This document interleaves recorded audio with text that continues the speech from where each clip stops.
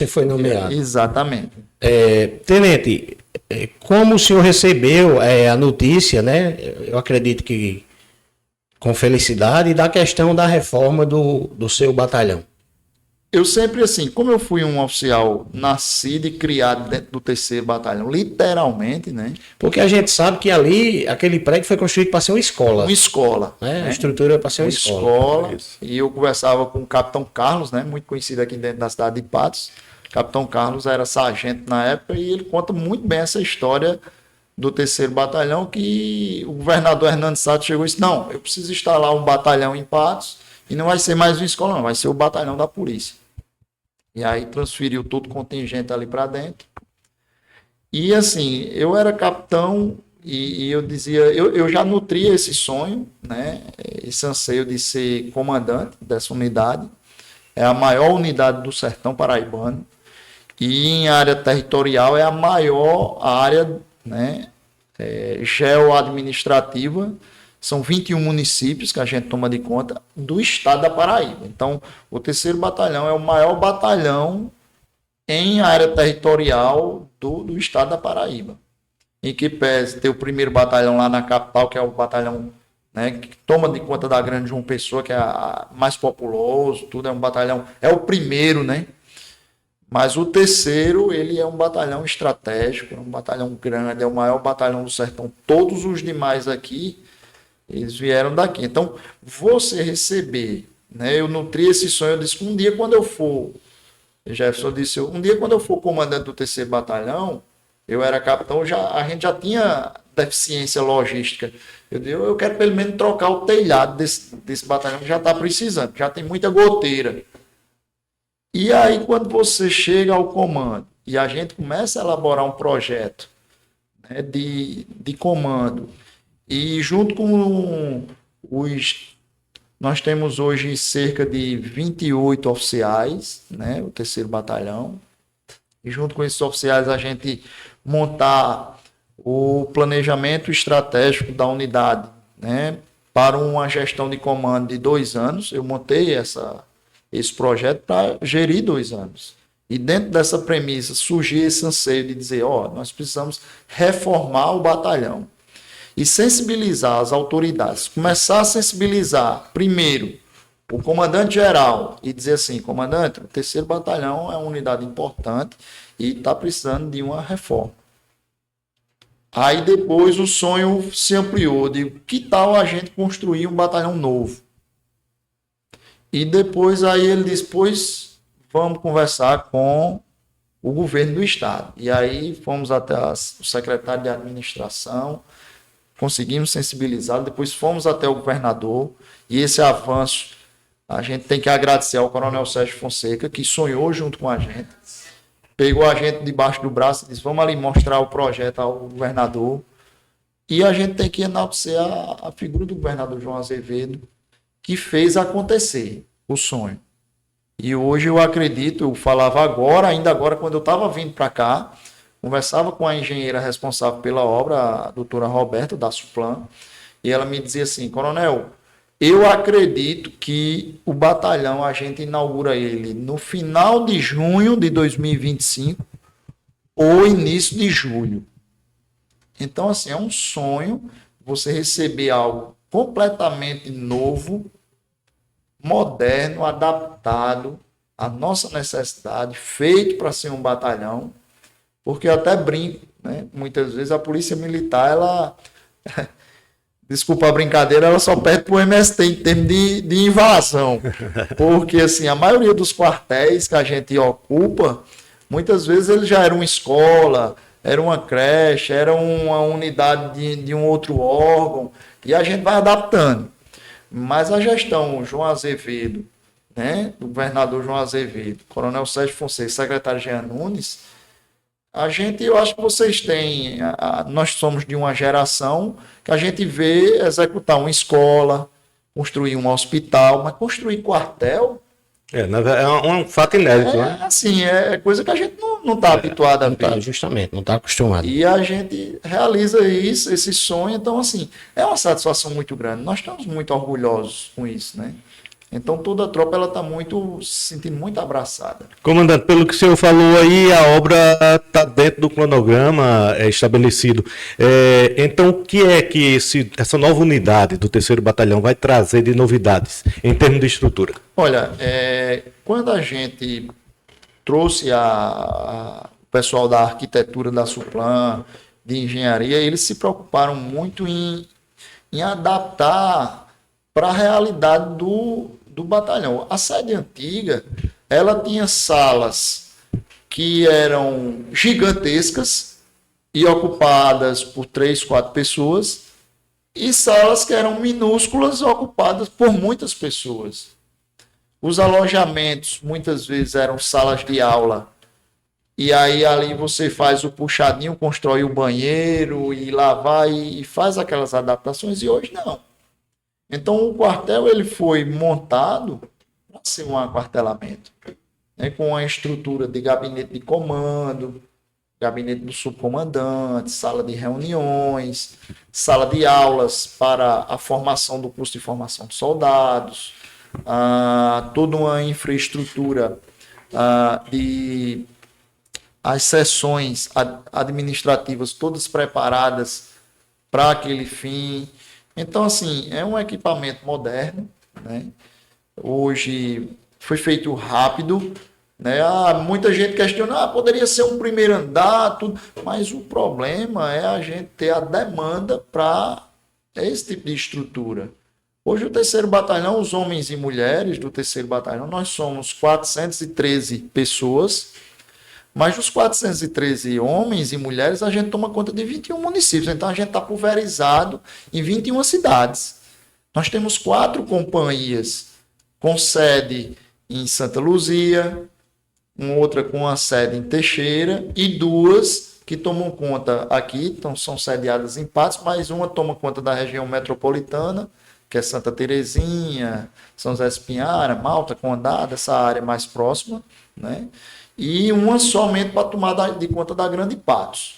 Então, esse povoamento, o que é que acontece? Você chegar agora no quartel do 3º Batalhão, cadê as viaturas? Porque as viaturas nós temos aí, né, quase 50 viaturas, né, lançadas diuturnamente nas ruas, e essas viaturas elas não ficam dentro do quartel, elas ficam rondando. Então, tudo isso foi pensado, porque não adianta a gente fazer uma mega estrutura para ela ser subutilizada. Isso aí vai gerar ônus para, né, o erário público, e a gente, né, tendo amanhã ou depois a dificuldade para manutenir uma obra muito grande, um quartel muito grande. Ednei, eu quando trabalhava na Rádio Itatiunga, eu fazia o plantão policial na época direto do batalhão. Todo dia de manhã, cedinho, eu ia lá para o setor de comunicação do batalhão, fazia ao vivo de lá, né? Entrava com flash ao vivo com as ocorrências policiais. E naquela época tudo era dentro do batalhão, por exemplo, o pessoal do trânsito era lá. Depois houve o desmembramento, né? Até hoje o trânsito tem sua sede lá no Joadoce, né? Isso. E tem também ali nas 7 casas que é o comando regional. E como é que funciona isso hoje? Olha, é uma pergunta muito, muito interessante, né, Jefferson? Porque antes o único aquartelamento existente aqui era a atual sede ali no próximo ao Jardim Queiroz, né? No Jardim Lacerda. Então, o que é que acontece? O 3º Batalhão, aos poucos, a Polícia Militar ela foi especializando segmentos. Tropa de choque saiu de dentro do 3º Batalhão, selecionaram homens, montou-se um segmento da 6ª Companhia do Batalhão de Choque. O Batalhão de Trânsito, aí desmembrou parcela do efetivo, designou para ser especialista em trânsito. O Rotan, que é as rondas ostensivas com apoio de motocicletas, né? Então, da mesma forma. E aí foram fatiando esses segmentos especializados. A Polícia Ambiental também, né? Polícia Ambiental. Né? Isso, a Companhia Ambiental. Então, todos esses fica segmentos... Fica lá no Trajano. Não é Trajano. Então, o que acontece? Em 2012, né, a nova lei de organização da Polícia Militar, ela instituiu o Comando Regional 2 porque ela divide o estado da Paraíba em 4 regiões. Região metropolitana, região da Borborema, né? Regional do Sertão e a terceira e a quarta regional é ali que toma conta da região de Guarabira ali, aquela área ali. Então, o que é que acontece? O Comando Regional 2, ele hoje comanda as 6 unidades operacionais do Alto Sertão Paraibano. Do Junco do Seridó à Cachoeira dos Índios, o Comando Regional ele atua nessas, acho que são 91 municípios, 91, salvo engano. Eu não tenho esse dado preciso. Mas são 6 batalhões: Patos, Catolé do Rocha, Souza, Cajazeiras, Itaporanga e Princesa Isabel. Então, o Comando Regional ele sai de dentro do 3º Batalhão, é descentralizado, sob o comando de um coronel de último posto, né? E que comanda os comandantes de batalhões, assim como eu. Hoje eu comando o 3º Batalhão. Lá em Souza, o Major Feitosa. Em Cajazeiras, o Tenente Coronel Rômulo, que foi ex-comandante aqui do 3º Batalhão, né? Rômulo hoje comanda... Rômulo, que é irmão de Douglas. Né? Exatamente. E hoje o Coronel Douglas, que foi comandante do 3º, hoje ocupa a posição de comandante regional, né? Acima de todos nós aqui, as 6 unidades sertanejas e as unidades especializadas. Então, muitas vezes, quando a gente vai para um evento como o São João, né, então são mobilizados homens das subunidades especializadas, trânsito, a gente até a cavalaria a gente consegue trazer. Ano passado a gente trouxe a cavalaria, né? E todo esse aporte ele é provido pelo comando regional através de uma interlocução com o nosso comandante geral. Então, é o comandante geral, o subcomandante geral e os comandantes regionais. Abaixo dele vem os comandantes de batalhões.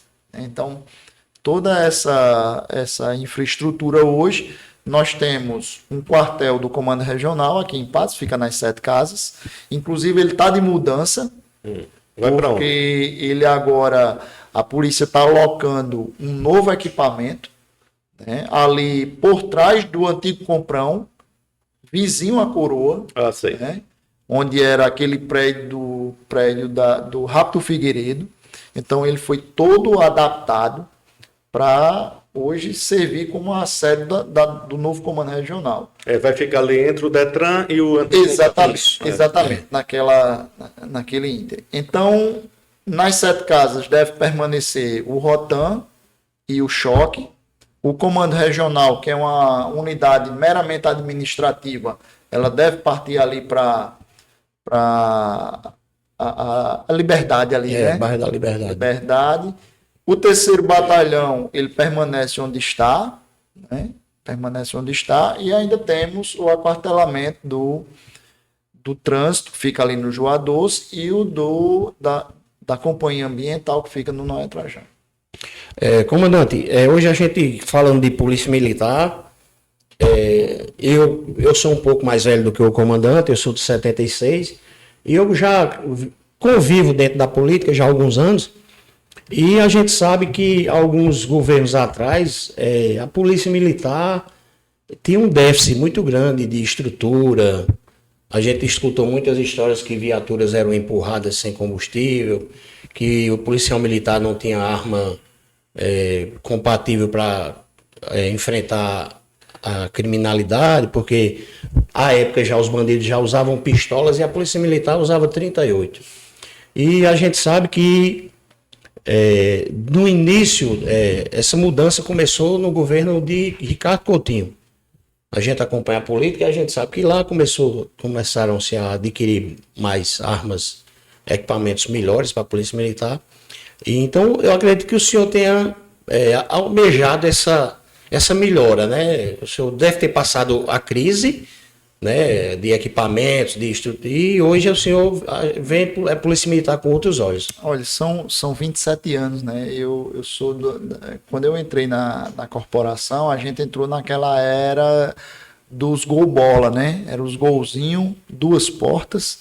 Imagine você desembarcar de um tiroteio no banco de trás de um carro de 2 portas, né? Então às vezes o comandante, quando era um cara mais robusto, né, meio gordinho, se ele demorasse a sair, desembarcar, a guarnição estava frita, né, digamos assim. E a gente já chegou no final, né, a gente acompanhou os Santanas, aí é toda uma geração de... eu me lembro muito bem que o colete à prova de balas, a gente chegava, usava ele,